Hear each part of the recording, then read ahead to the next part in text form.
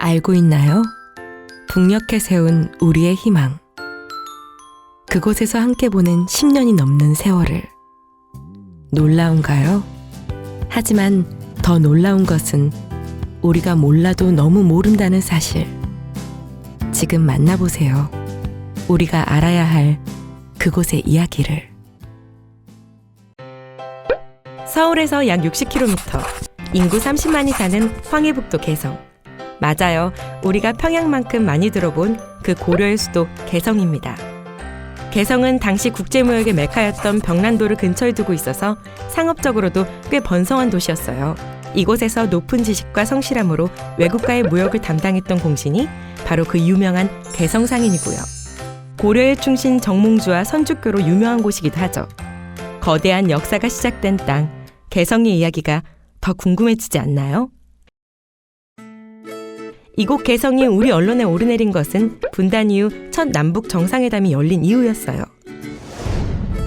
2000년 6월 15일 남측 김대중 대통령과 북측의 김정일 국방위원장 두 정상이 6.15 공동선언을 발표했는데 그 선언에는 앞으로 남북의 평화를 이루면서 경제적으로 서로에게 도움이 되는 일을 많이 하자라는 약속이 포함돼 있었죠. 함께 일하는 공업단지를 지었으면 좋겠는데 어디로 할지 고민이었어요. 이때 나타난 도시가 짜잔! 바로 개성이었습니다. 당시 개성공단이 있던 자리에는 6만여 명의 북측 군인들이 주둔하고 있었는데 북측은 이런 군사적 요충지를 내어주고 공단을 짓도록 해주었죠. 남과 북은 개성에 공단을 지어 경제협력의 기반을 만들고 개성공단을 통해 우리가 만든 물건을 세계로 수출하여 개성을 동북아시아에서 가장 핫한 도시로 만들겠다고 생각했습니다. 그 꿈에 날개를 달고 북이 제공한 2천만 평 중 100만 평의 땅 위에 도로가 깔리고 전기와 통신망이 연결되고 공장이 세워지고 편의점과 식당, 호텔, 병원, 공원이 지어졌죠. 우리처럼 분단을 겪고 통일을 이뤘던 독일인들조차 상상치 못했던 일이라며 놀랐다는데요. 와우. 세계가 주목하는 것이 당연할 만큼 개성공단은 6.15 공동선언이 낳은 희망 그 자체였습니다. 공단 개발이 시작되고 우리 기업의 공장이 하나 둘 지어지고 그 후 10여 년의 시간이 지나면서 남측의 125개의 제조업 기업이 자리를 잡았습니다. 그중 60%는 섬유 봉제, 가죽, 가방, 신발 등 사람의 손을 많이 필요로 하는 업종이었기 때문에 개성시는 물론 개풍군, 장풍군 일대 주민들이 일을 하기 위해 모여들었어요.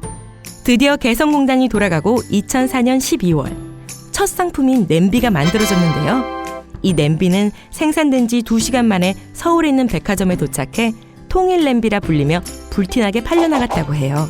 이후로도 개성공단에서는 중고생들이 매일 입는 교복, 우리가 입는 옷, 양말, 속옷, 그리고 생활용품인 전기밥솥, 식기도자기, 아웃도어 의류, 신발, 스마트폰 부품 등등 다양한 제품들이 생산됐습니다.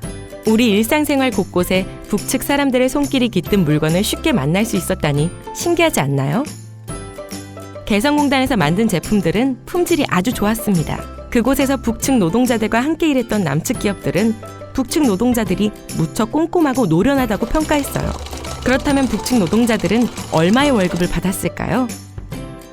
답은 개성공단이 시작됐을 때 북측 노동자들의 임금은 월 50달러로 한 달에 약 6만 원 정도였어요. 북측은 더 많은 기업이 개성공단에서 성공하기를 바랬는데요. 경제협력이 활발해지는 만큼 평화도 더 굳건해질 거라고 믿었던 거죠. 실제로 개성공단의 경제적 가치는 대단했습니다. 네, 개성공단의 장점은 첫째는 같은 말을 씁니다. 언어 소통이 잘 되어집니다. 그리고 저임의 우수한 손재주와 두뇌를 가지고 있습니다. 게다가 여기는 물류비가 안 들거든요. 약 60km 거리인데 그런 1시간 거리에 그런 우량의 근로자가 있다는 거에 대해서는 우리 남한 기업인들에게는 대단한 기회이죠. 세계적인 경쟁력을 갖출 수 있는 거예요. 개성공단 안에 있는 기업뿐 아니라 국내에도 개성공단과 함께 일하는 많은 업체들이 생겨나 새로운 일자리가 많이 만들어졌습니다. 북녘 또한 개성 인근 지역까지 경제적으로 활기가 생겼고요. 남북의 경제협력 효과에 대해 세계적 투자회사 골드만삭스는 이렇게 말했다고 해요. 한국이 통일한다면 2040년대 들어 독일과 일본을 추월해 1인당 국민소득 8만 6천 달러에 육박하는 세계 두 번째 경제 강국이 될 것이라고요. 만드는 제품마다 고퀄리티를 자랑하는 금손. 개성공단의 북측 노동자는 5만 5천 명이었습니다. 여기에 남측 노동자 1,000여 명이 함께 생활했는데요. 오랜 세월 몰라도 너무 모른 채 살아온 남과 북의 노동자들은 어땠을까요? 처음에는 말 때문에 생기는 소통에 문제가 있었죠. 오늘 야근하실 수 있으세요? 네, 일 없습니다. 아니요, 일이 있어서 야근을 해야 된다고요. 일 없습니다는 북측에서 괜찮습니다라는 말이었어요. 그리고 문화가 달라 오해가 생기기도 했어요. 북측 여성 노동자가 찢어진 청바지를 입은 남측 관리자에게 법인장 선생님, 첫 대면인데 고지처럼 찢어진 청바지를 입고 계시면 어떡합니까? 라고 혀를 찼다는 얘기도 재밌는 에피소드였습니다. 10여 년의 시간은 강산만을 바꾼 게 아니었어요. 그곳의 사람들은 차츰 아, 저들은 저렇게 생각하는구나. 내가 맞고 저들은 틀린 게 아니라 다른 거구나 하면서 서로를 이해하며 맞춰가게 되고 서로에게 익숙해지게 되었죠. 참으로 다양한 다름이 공존하는 곳. 그래서 더 가치 있는 곳. 개성공단은 총부리가 아닌 냄비가 반짝이고 싸움이 아닌 웃음이 번지는 평화의 산실이었습니다. 하지만 개성공단에는 좋은 일만 있지 않았습니다. 개성공단은 10여 년의 세월 동안 정치 군사적인 문제로 신규 투자 계획이 중단되기도 했고 출입이 통제되기도 하는 등 많은 시련을 겪었습니다. 그러다 2013년에는 160여일간 공단 운영이 중단되었다가 다시 가동되는 일도 있었습니다. 남측 기업인들이 공장에 돌아오자 북측 노동자들이 달려나와 걱정해주고 이전보다 훨씬 더 열심히 회사를 위해 일하는 모습을 보였다니 개성공단이 이들에게도 얼마나 소중한 곳이었는지 짐작할 만하죠. 그러다 2016년 2월 10일 당시 우리 정부가 개성공단 중단을 통보하면서 결국 개성공단은 지금까지 멈춰서 버리고 말았습니다. 개성공단에서 생활하던 우리 기업과 근로자들은 부랴부랴 짐을 싸서 내려오느라 10년이 넘도록 함께 지낸 북측 사람들과 제대로 된 인사도 나누지 못하고 헤어져야만 했죠. 어떤 사장님은 하루아침에 재산을 잃었고 어떤 노동자는 실업자가 되었습니다. 모두가 개성공단의 문이 다시 열리길 간절히 바라고 또 바랬습니다.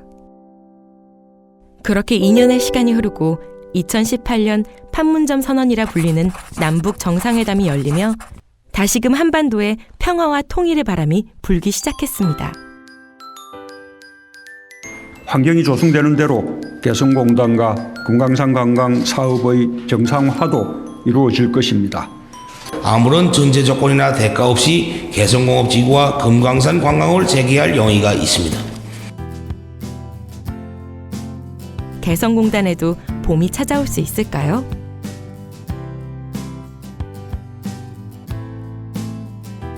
지구상에서 오직 한 곳. 남북의 사람들이 오랜 시간 매일 아침 같은 곳에서 일상적으로 만나온 곳. 오해를 넘어 이해라는 햇살 아래 매일매일 작은 기적을 꽃피운 곳. 멀게만 느껴졌던 평화와 통일을 만들어낸 바로 그곳. 그곳은 우리를 얼마나 기다리고 있을까요? 그리고 얼마나 많은 이들이 자신을 알아주길 바라고 있을까요? 기억해 주세요. 남북이 하나 되어 번영을 이루는 곳. 그곳이 바로 개성공단이었다는 사실을. 개성에서 만든 기타를 메고 북녘 땅을 지나 전 세계를 누비는 그런 날. 우리에게 곧 오겠죠?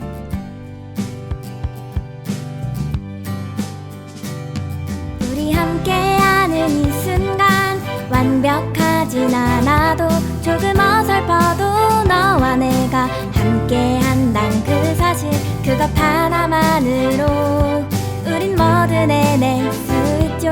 그것 하나만으로 우린 세상을 바꿀 수 있어. 언제나 힘들고 지칠 때마다 나를 일으켜주던 우리의 꿈 서로를 믿고 의지하며 이제는 영원히 함께하자. 우리